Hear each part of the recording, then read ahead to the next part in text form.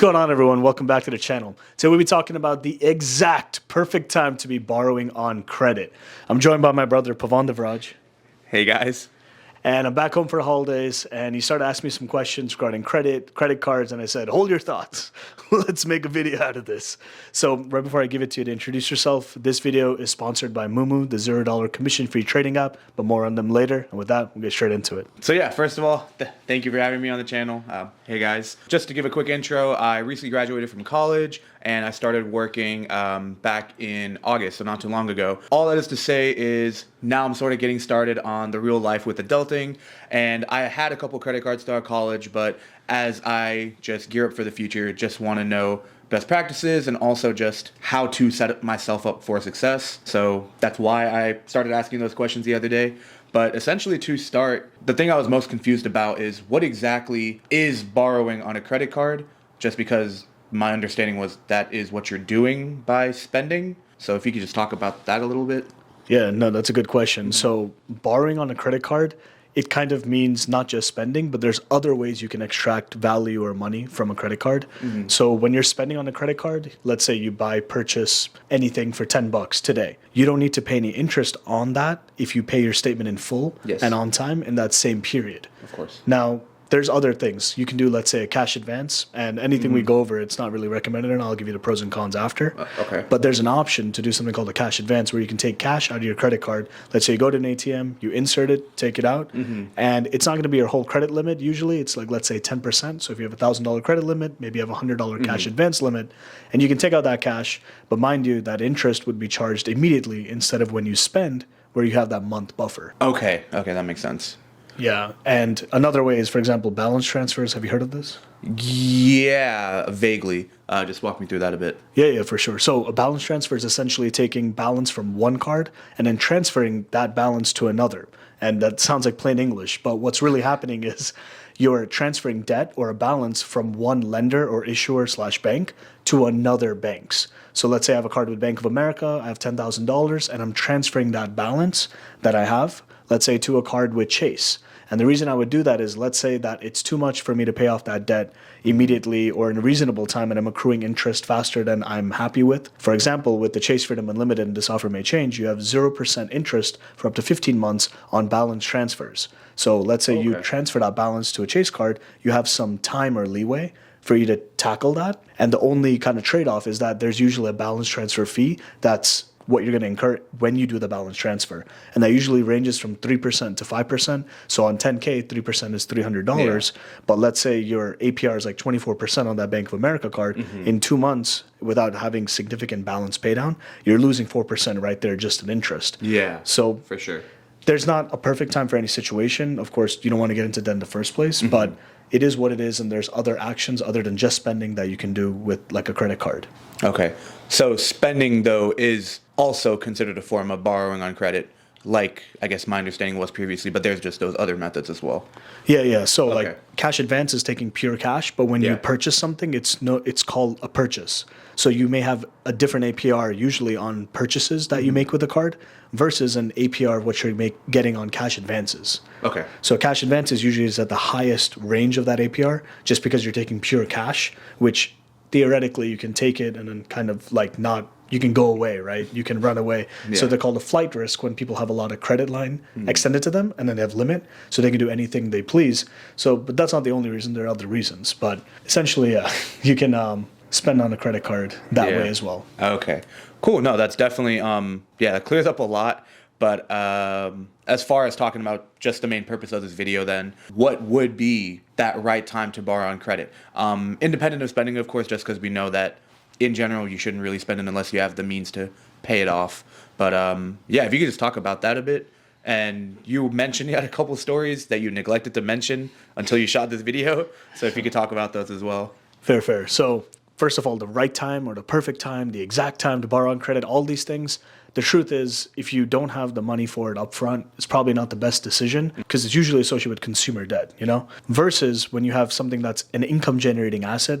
So for example, let's say you can buy, I'm making up an example on the fly, you buy an ice cream machine, like what they give you at McDonald's, the ice cream cone, and you're able to buy this for, let's say, a few grand, but you just don't have that few grand in cash, but you're able to, let's say, summer's coming up, you have this whole business plan and you can start making money. So I'm not saying, you know, use a credit card to do this, but this could be maybe a situation that if you're really keen to, or you have some plan, maybe it makes some sense. Maybe. This is what you were talking about, just like good debt versus bad debt, all that stuff. Exactly. Okay. Yeah. No, that's great. Gotcha. Yeah. Because without getting too deep, you know, there's good debt where you can have, let's say, if you have a mortgage on a home, or let's say your car that you need, you have 0% APR and you got a good deal, and it allows you to go to work and able to make more money.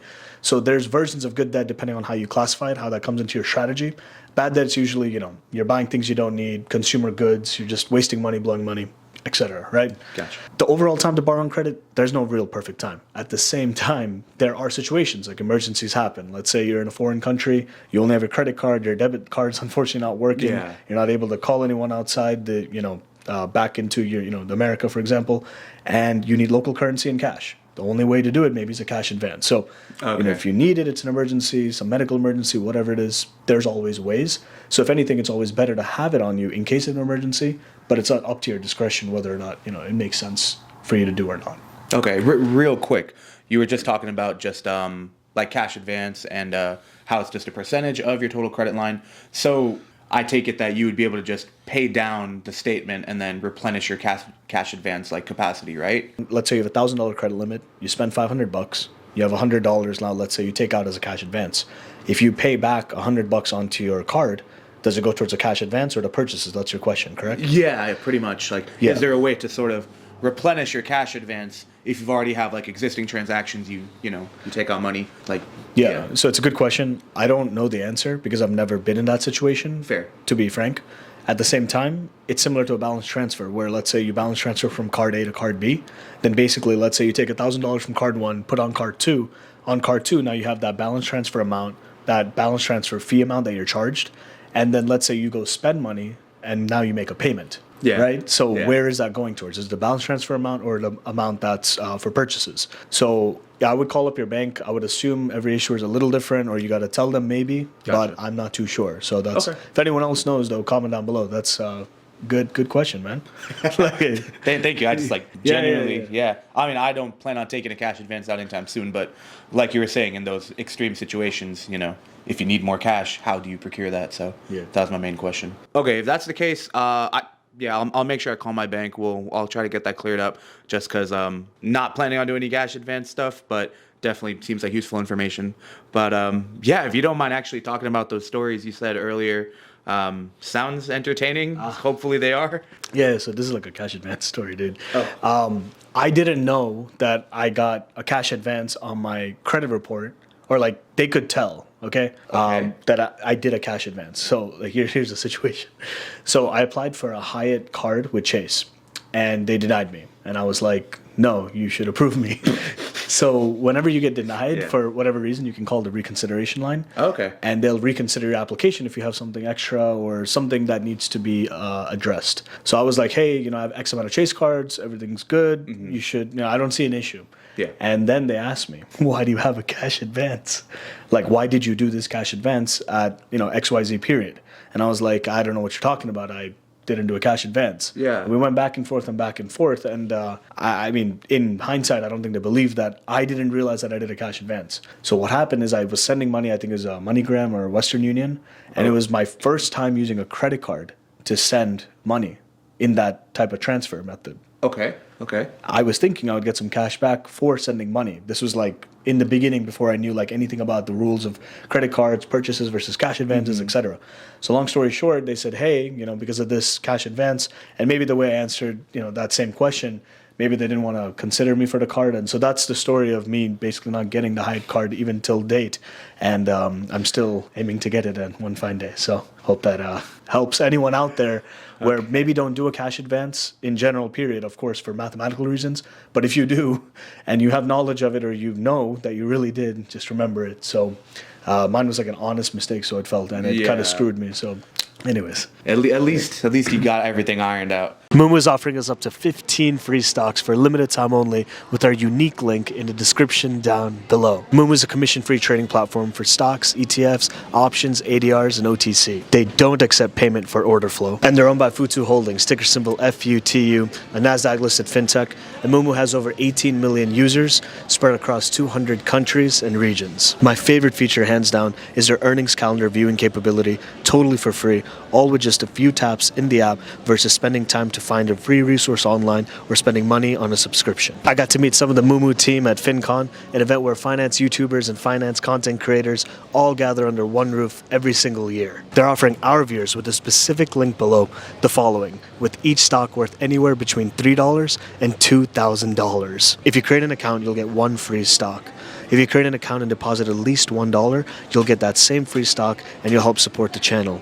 If you deposit $100 or more, you'll get 5 stocks in total. And if you deposit $1,000 or more, you'll get a total of 15 stocks. You'll get something at least to try out the app and understand if Moomoo is the right fit for you as an investor. But with that, enjoy the stocks.